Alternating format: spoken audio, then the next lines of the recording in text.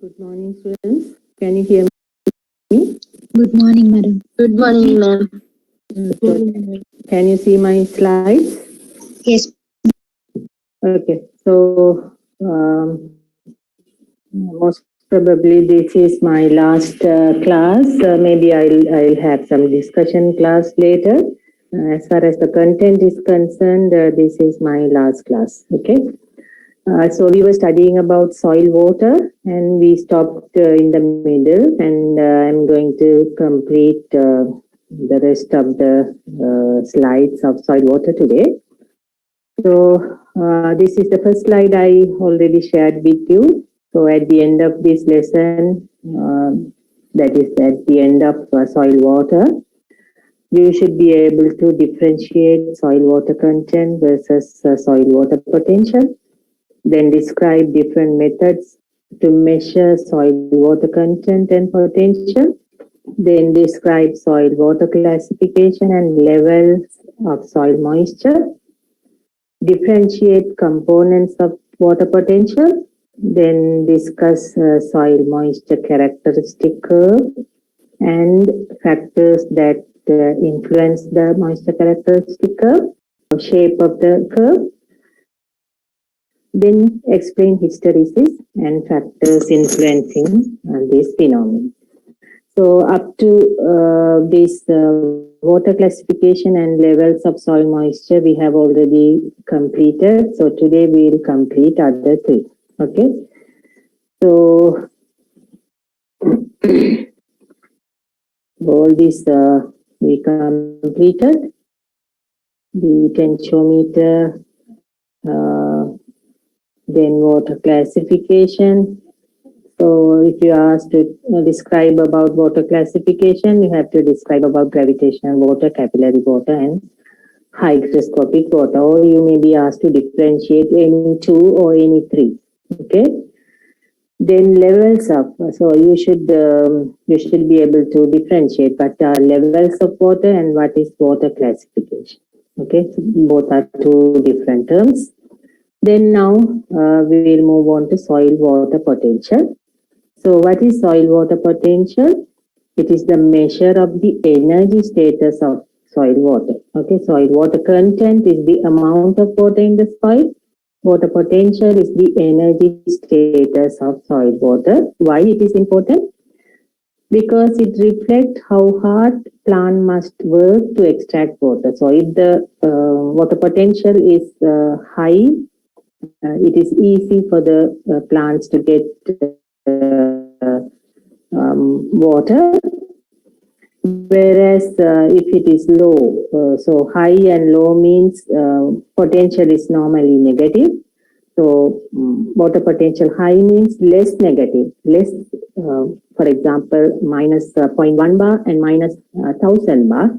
So minus 1 bar is actually a high water potential, minus 1000 bar is low water potential. Okay. And the direction of water movement. So water movement is water movement in the soil is decided by the soil water potential. And the units of measuring soil water potential is normally bar, so atmosphere, or centibar. So that is the unit of measure. And so soil water potential are negative pressures, and water flows from higher potential to lower potential. As I have already told, less negative is higher, more negative is lower. Okay. So this is soil water potential. So the total soil water potential is a combination of three water potentials. So there are four components of water potential, but at any time only three of them will be effective. I'll discuss why only three is effective. So psi G is the total water potential, psi G is the gravitational potential, psi M is the metric potential, psi P is the pressure potential, and psi O is the osmotic potential. So if we see one by one, gravitational potential, it is the force of gravity pulling on the water. So you all know that. So because of the force of gravity, water can be pulled downward.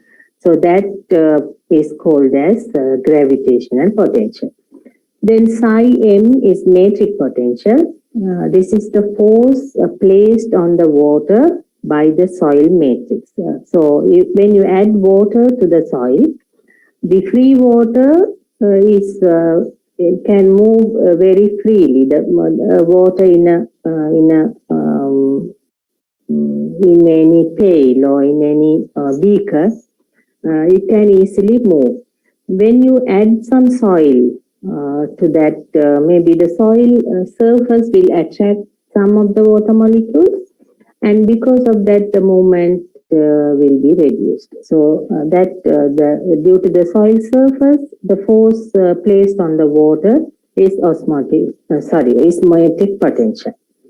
And osmotic potential, you'd have already studied in the O level and A level due to the difference in salt concentration across a semi-permeable membrane, such as the plant root. So that is osmotic potential. So for osmotic potential to be effective, there should be a semi-permeable membrane. Then metric potential is known effect on the release of water from the soil to plant. And pressure potential, it is the potential due to standing water above the surface of soil. So when there is a soil, for example, in paddy soils, always there is a standing water on the surface when during the cultivation. So because of that standing water, there will be potential. So that is called as pressure potential. So here I have already told you only 3 of them will be effective at a time, because if the pressure potential exists, metric potential will not exist, and vice versa. So for example, if, for the pressure potential to exist, there should be standing water. And if there is standing water, all the pores will be saturated with water, and there is excess water also. So what happens is the soil surfaces cannot exert their metric potential on all those water molecules. So because of that, the metric potential will become negligible. And on the other hand, for the metric potential to be effective, the soil particles will be able to attract the water molecules. So in that case, if they are attract the water molecules, that means the soil is somewhat dry. Okay. So in that case, when the soil is dry, there is no possibility of pressure potential. So that's why if pressure potential is there, metric potential will not be there in the soil, and if metric potential is there, pressure potential will not be there. So that's why only 3 of these potential will be effective at a particular time. Okay, so that is about soil water potential. So you should know, sorry, what are the different potentials and the definition of them, and you should be able to differentiate them. So if we see one by one, sorry, the gravitational potential of soil water at each point is determined by the elevation of the point relative to some arbitrary reference level. So how we measure the gravitational potential? Because the water potential we measure to determine the direction of water movement in the soil normally. Okay, so for that we have to calculate the total water potential, and for that we have to calculate each and every component of the water potential. So for gravitational potential, what we do is we measure the height of each point. For example, we want to find 2 points A and B. whether water will move from A to B or B to A. Okay, so in that case, we'll calculate the total water potential of A and B, and which is higher and which is lower. From high point to low point, water will flow. Okay, so for that, to calculate gravitational potential, what the scientists do is they take a reference point in the soil, and from the reference point, what is the height of A and B, and then that is called as the gravitational potential. So when you come to the later stages, you will be understanding more with examples. So if the point in question is above the reference point, then we refer gravitational potential as positive, and if the point in question is below the reference point, then we tell it as a gravitational potential is negative. So thus the gravitational potential is independent of soil property. So we measure the gravitational potential only in terms of a reference point, and from that reference point, the height of different points we tell as the gravitational potential of those points. So you can understand this gravitational potential does not depend on the soil properties. So it depends only on the vertical distance between the reference point and the point in question. Okay, so you should clearly understand gravitational potential does not depend on the soil property, or it is independent of soil property. Then if we move on to osmotic potential, so the osmotic potential is attributable to the presence of solutes in the soil water. So osmotic potential is due to the presence of solutes. So what are the solutes that can be available in the soil water? Can anyone tell? What are the solutes that can be available in the soil? Yes? What are the solutes? Yes? Are you there? Yes, ma'am. Huh? Phosphate. Yeah, any soluble salt, for example, fertilizer we apply, or so ammonium, nitrate, those kind of solutes. So because when the solute concentration increase, that will change the osmotic potential.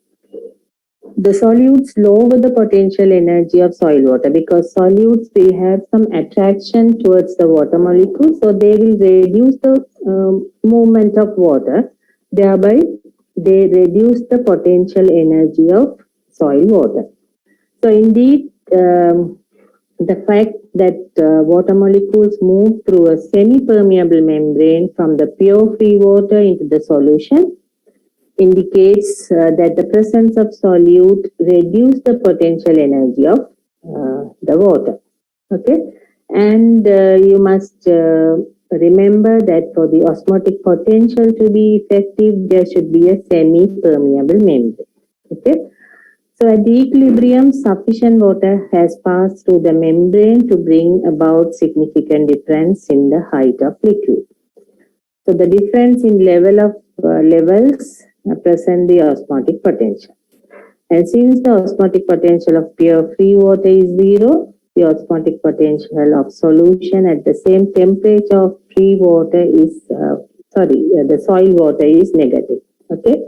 So water flow occurs from point of high potential to one with the low potential.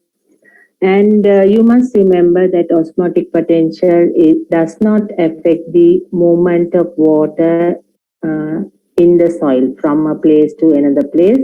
The movement of water is not depend on the osmotic potential. So when we talk about the soil water movement, we exclude the effect of osmotic potential, because osmotic potential to occur, there should be a semi-permeable membrane. But during nutrient uptake, this osmotic potential is important. So that you should remember. Osmotic potential is only important when there is a nutrient uptake or when plant uptake of water, osmotic potential is essential, but in the water movement studies, osmotic potential is not effective.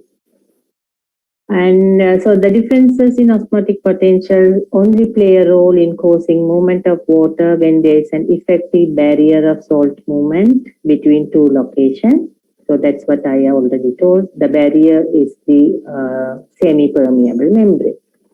Otherwise, the concentration of salt will become the same throughout the profile by the process of diffusion, and difference in osmotic potential will no longer exist. So if there is no semi-permeable membrane throughout the profile, there will be almost a similar osmotic potential.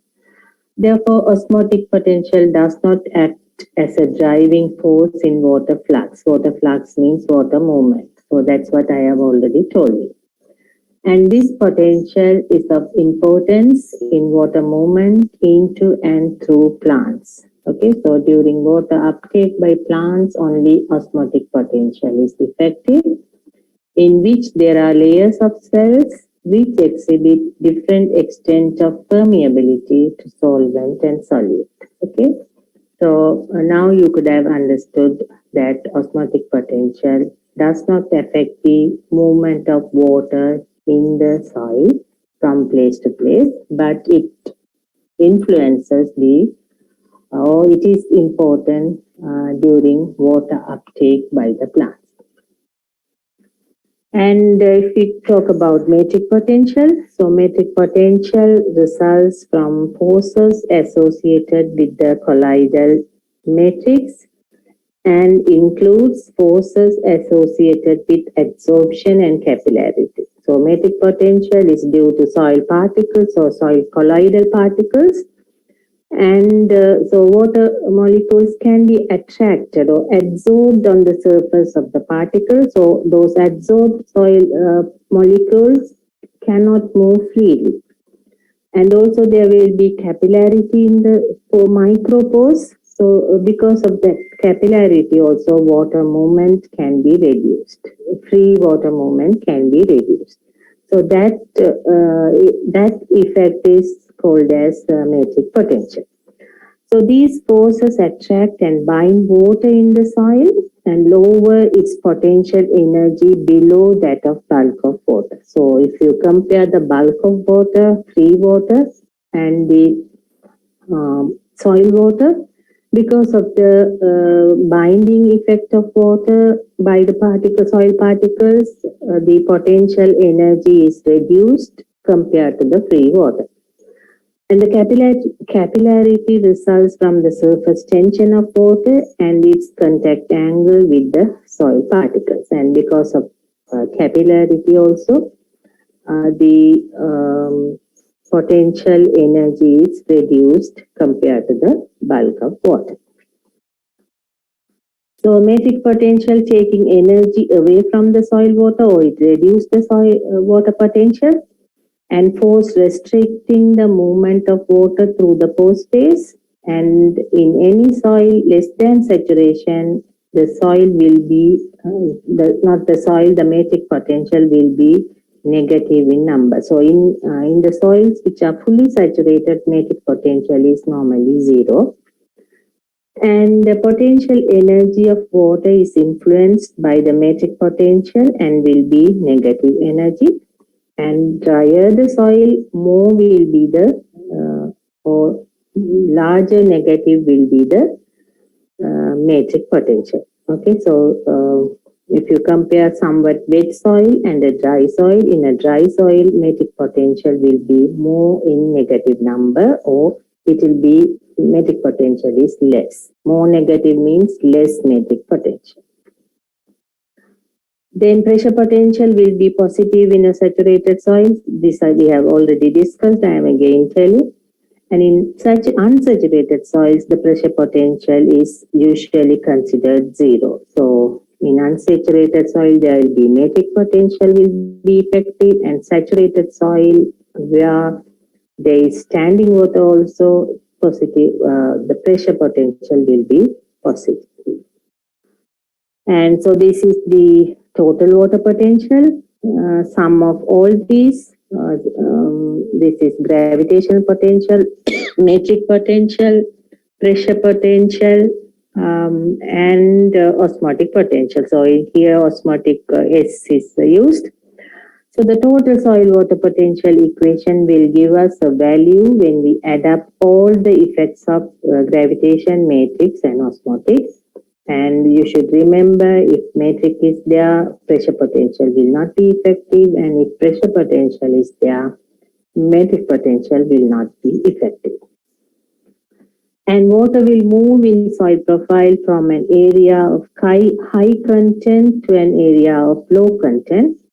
And the water potential can be measured in kilopascal or bar or atmosphere. And the total water, if we consider the total water potential, it is it will guide or it will influence the movement of water. So if the water potential is small negative number, the higher the water content in the soil pores.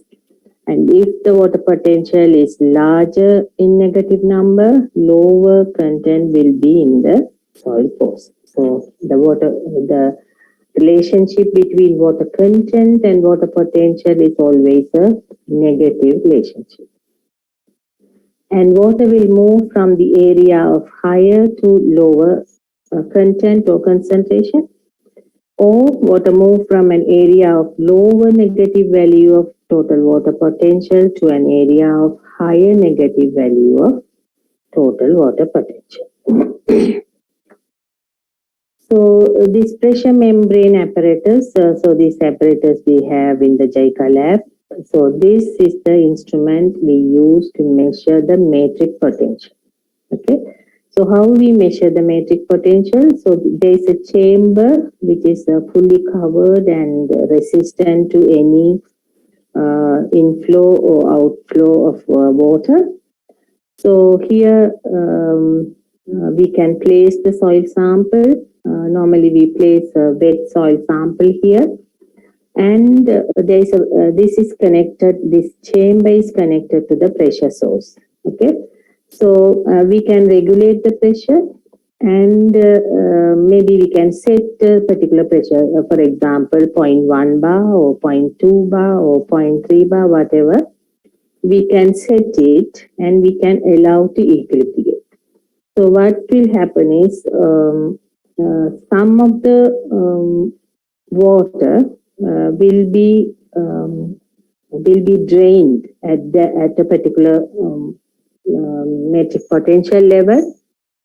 Some of the water will drain through there will be a porous plate here, and when we give the pressure, the water some of the water molecules will drain, and once the pressure in the chamber and the pressure we set it come to equilibrium. So that means in that pressure, how much of water we have, we will be able to measure. We can take it and put in the oven and we can measure. So we can, and at different, by applying different pressure levels, we can measure the moisture content at that pressure level, we can measure the moisture content of the soil sample. So thereby we can measure the relationship between the potential and the moisture content.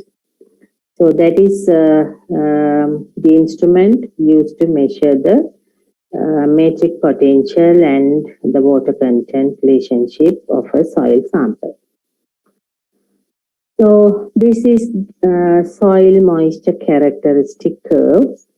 So the soil moisture characteristic curve, it describes a relationship between the soil moisture content and matrix suction. Okay, so at different matrix suction, the moisture content will have the variation of moisture content will follow a particular curve. Okay, so that curve, the relationship between the metric suction or metric potential and the moisture content is known as moisture characteristic curve. It is also called as soil moisture retention relationship. So if we see that, so for different soils, this curve will be a characteristic. Different soils will have a characteristic curve or unique curve. That's why we call them as soil moisture characteristic curve. Okay. So you can see, as I have told earlier, this relationship is a negative relationship. So higher the potential, more less will be the water content, and lower the potential, more will be the water content. And this characteristic curve or the relationship is influenced by first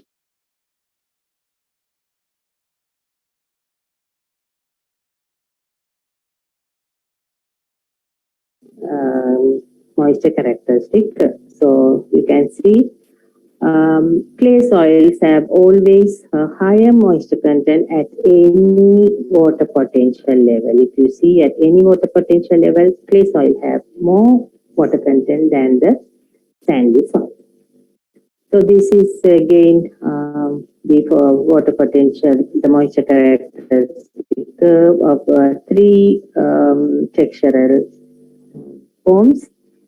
So here you can see sandy soils holding considerably less water than the loamy soil, which holding correspondingly less amount of water than the clay soil. So for example, at the saturation itself, there is difference. Okay. So at zero level water potential, sandy soil has only maybe 0.25, whereas the loamy soil have 0.45 and clay soil have 0.6. And if you take at any level of water potential, always clay soil has more water content than loam, and loam has more water content than sandy soil. So in all cases, as soil water potential increase or become larger negative number, the soil will end up losing water regardless of whether it's the medium or fine textured soil. So regardless of whatever texture, with increasing water potential or with when the water potential become more negative, the water content is decreasing. So that is we have already discussed. And the best thing to use this graphic to illustrate is what type of soil moisture is remaining at a given soil water potential value. So this water potential curve or soil moisture characteristic curve is very important when you study regarding irrigation. So you have to find the field capacity, permanent wilting point, and between two, whatever water available is the available water to the plant.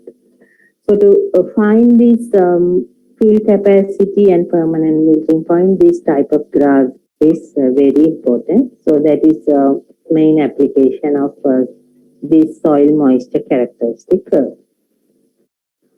So here the sandy soil is not holding very much water, and the loam soil is holding intermediate, and fine clay soil is holding most water at that soil water potential. So that you already know.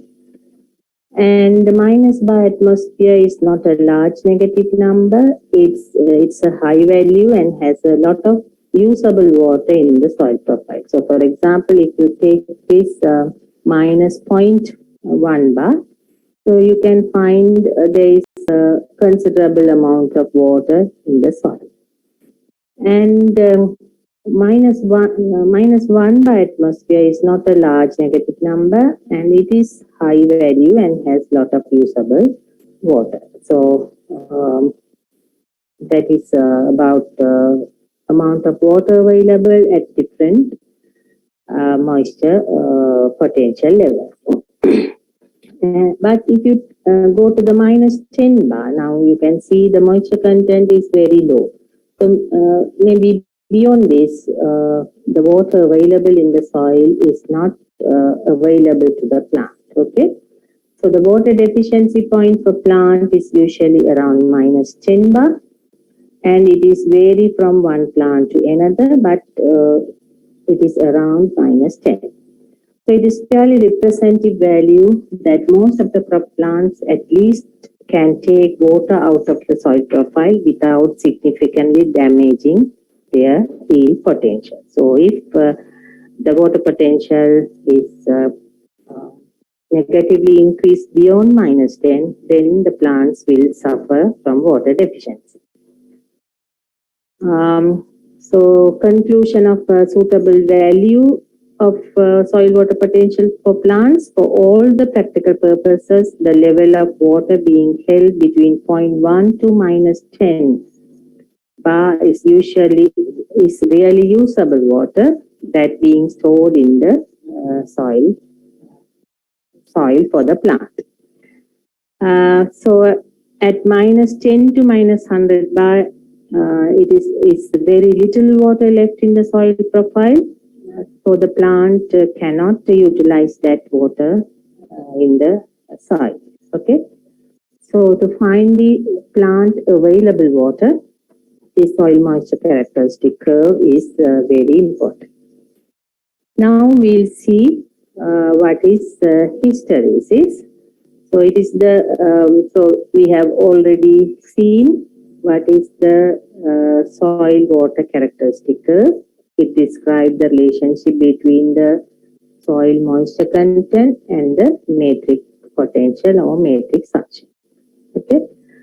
So now we'll see what is hysteresis. So this soil water potential can be drawn or can be constructed using two methods. So one method is desorption curve, the other method is sorption curve. So what is desorption curve? So we take an initially wet soil. So for example, we initially take a saturated soil. All the pores are filled with water. We saturate the soil first. Then we allow to dry that soil by applying increasing amount of suction. So that in the pressure membrane apparatus, we take an initially wet soil, and by increasing pressure from less to high, we can draw the moisture characteristic curve. Okay, so that is called as desorption curve. The other method is sorption curve. We take an initially dry soil and we gradually add water and wet the soil. And at different suction levels, we measure the moisture content and the metic potential and draw the graph. Okay, so but these two curves are not unique. They are not the same. When we construct these two curves are not the same or not unique. So that difference is called as hysteresis. Okay. So hysteresis is the phenomenon when the desorption and sorption curve differs. Okay. So here you can see. So this the upper curve is the desorption curve, and the lower curve is the sorption curve. So the desorption curve means you take an initially saturated soil and you apply different suction levels, and at different suction level you measure the moisture content and you construct the curve. It is the desorption curve. Whereas the sorption curve, so desorption curve, you will start from here at the saturation and you increase the suction and you construct the curve. Whereas the sorption curve, you will start from here. You take an initially dry soil, then you apply water and you take the metric potential and you construct the curve. So the two curves are not the same. And what are the reasons for this? difference in the phenomena, what are the reasons for the hysteresis. Okay, so the reasons are ink bottle effect, contact angle difference, entrapment of air, shrinkage and swelling of soil particles. So this ink bottle I'll discuss in the next slide. So what is entrapment of air? So air can be entrapped between the pores. Okay. So if we initially saturate the whole soil, then there will not be no air entrapment in the soil. Okay, because all soil pores are saturated. Okay, so when we apply the metric potential at each metric potential level, you are getting this graph. Okay, but if you take a dry soil and if you add moisture and take, so at some during wetting a dry soil, there is a possibility of entrapment of air in some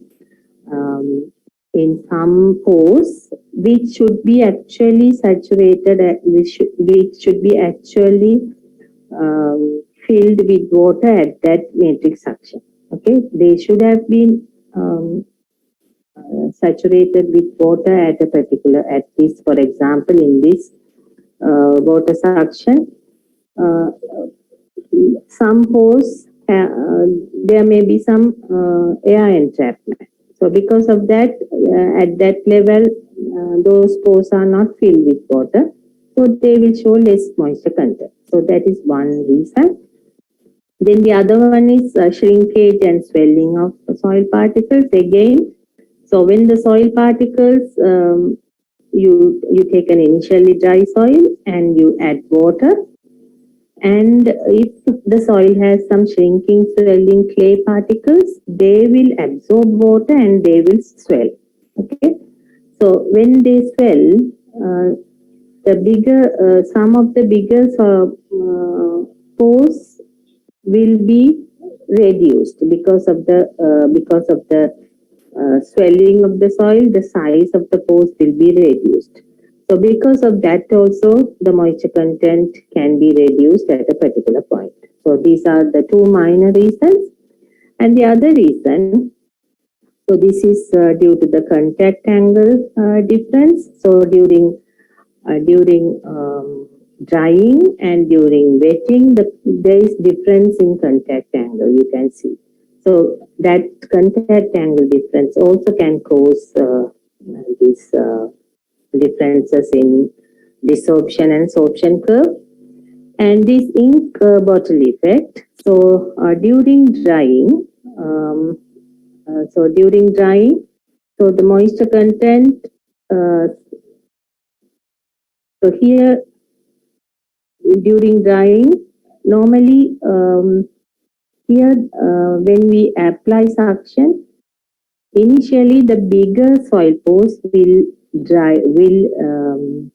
be empty, and with increasing suction, the medium sized soil pores will be emptying the water, and with the higher suction level, the very micro pores will empty. Okay, so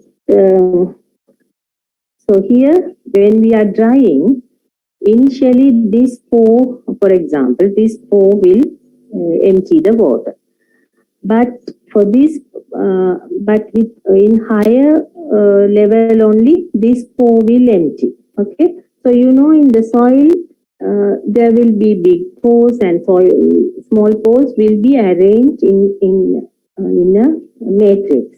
Okay, so if there is a condition like this, there is a big pore and below that there is a small pore.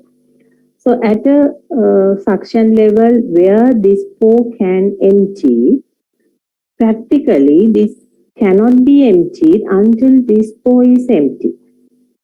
Okay, so that is the phenomenon called as ink bottle effect. Okay, but on the other hand, during wetting, so Immediately this pore is wetted, this also can be wetted easily. There is no barrier.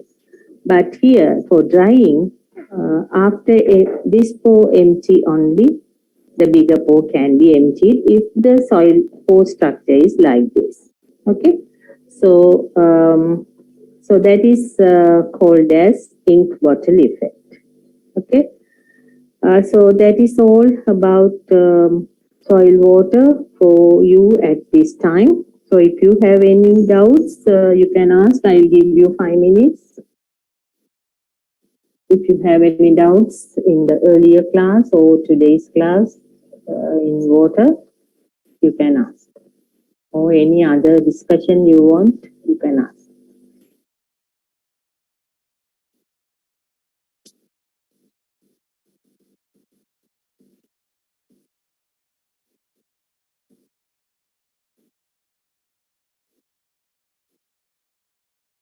Hmm?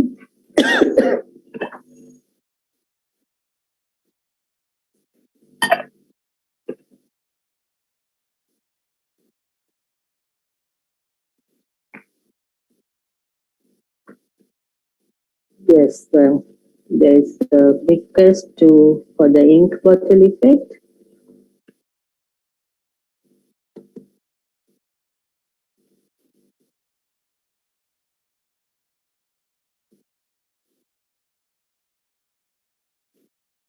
Okay, so this is the soil moisture characteristic curve. Okay, so so if we see this characteristic curve at the low metric potential level, with normally the big pores will be drained. Okay, or if we see the pore, soil pore, and the water at low metric suction level, big pores will hold water. With increasing suction, medium size pore will hold water, and at the extreme suction level, micropores will hold water. Okay, so that you should understand. So even if you when we add water to a soil and allow to drain, so initially the for example sand particles are there, silt particles are there, and clay particles are there. The clay particles can hold a lot of water in their micropores. Okay, so when we allow to drain, initially the big particles, big pores will empty, then medium pores, and then small pores.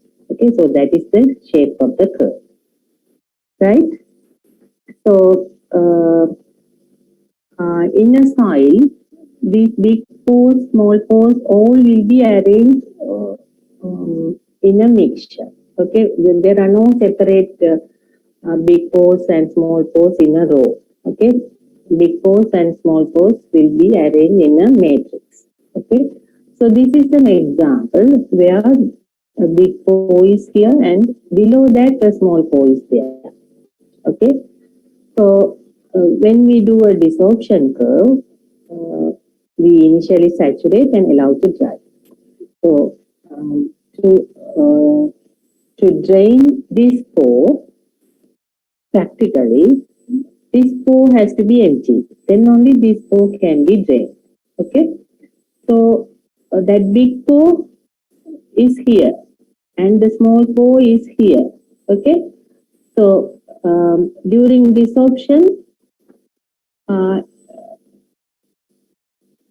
this until this the small pore drain, the big pore will not drain. So the moisture content will be high in the desorption curve than the sorption curve. Whereas the sorption curve, during sorption there is no barrier because we are wetting, and once this is wetted, this can be wetted easily. But during drying, if the small pore dry only, the big pore can be dry. Okay, so that's why maybe in at any particular time this because of the big pore did not drain, that will reflect more moisture content in a desorption curve than the sorption curve. Okay, now understood? Yes, ma'am. Thank you. Any other questions or any other doubts?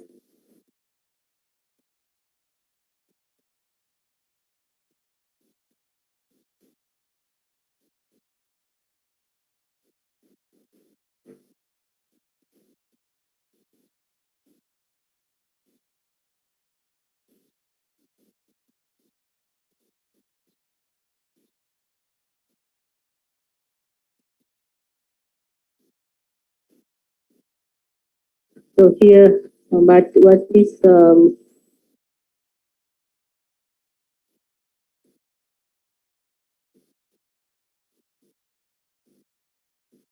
in the first slide, I have already given you what are the important points. Okay, the learning outcomes means what you should know in this soil water. Okay,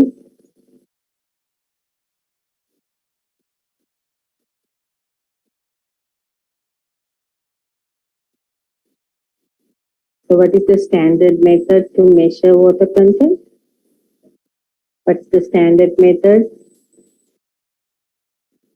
Okay, and which method is has giving any health hazard?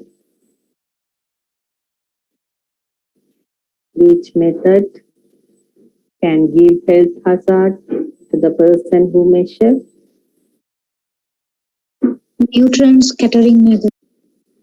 Okay, why is it hazard?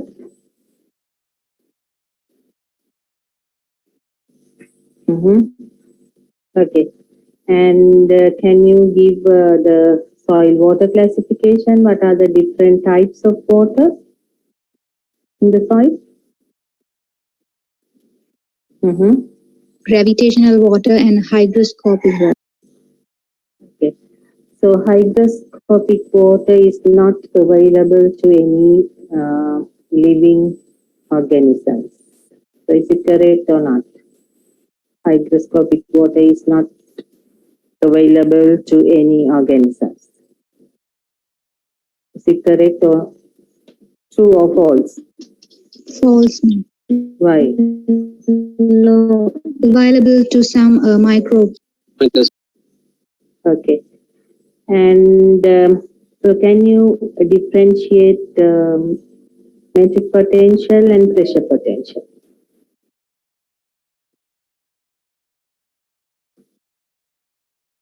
Can you differentiate metric potential and pressure potential?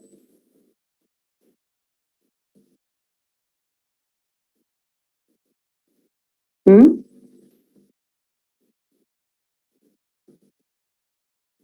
What is metric potential?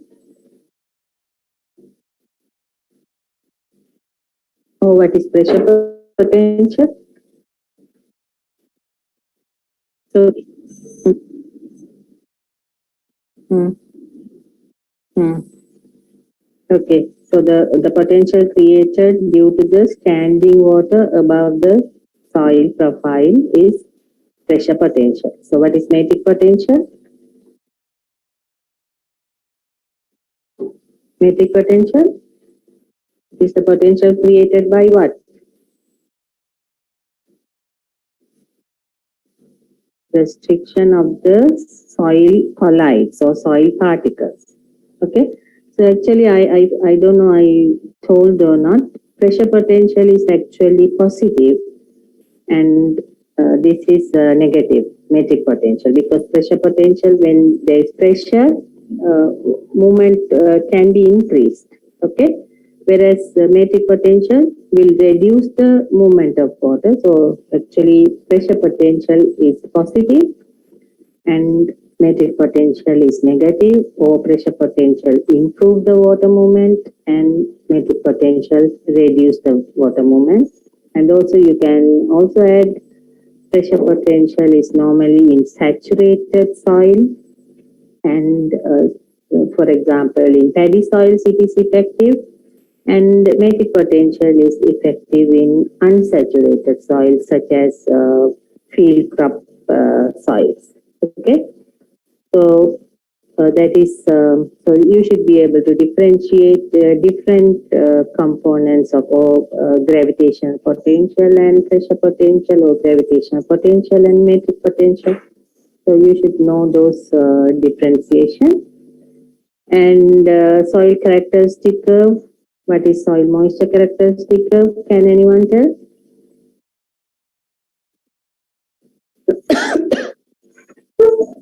What is soil moisture characteristic curve?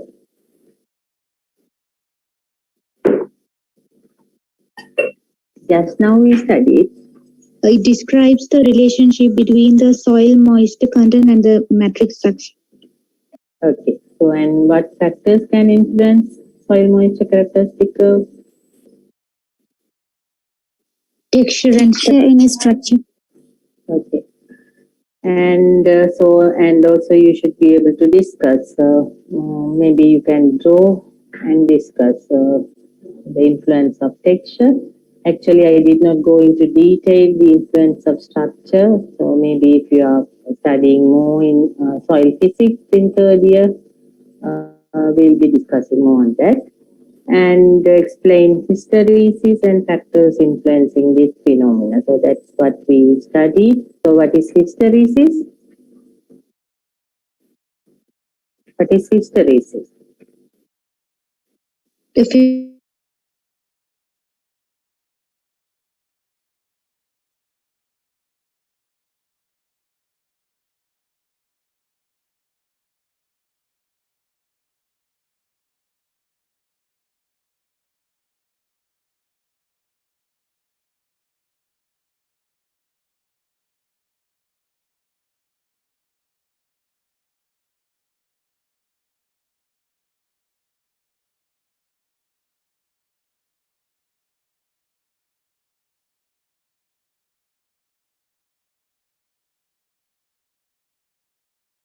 Advantage and disadvantage.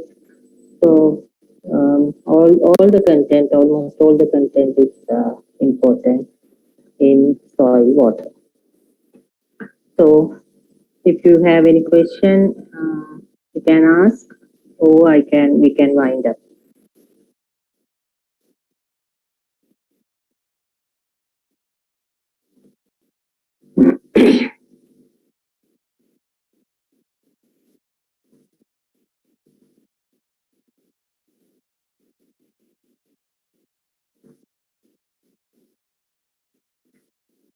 Okay, so thank you for your attention. So we can stop here. thank you. And I'll update this handout because the earlier handout I modified. So I'll update this handout. Please use this handout for further studying. Huh? Today I'll update. Okay. Thank you. Thank you.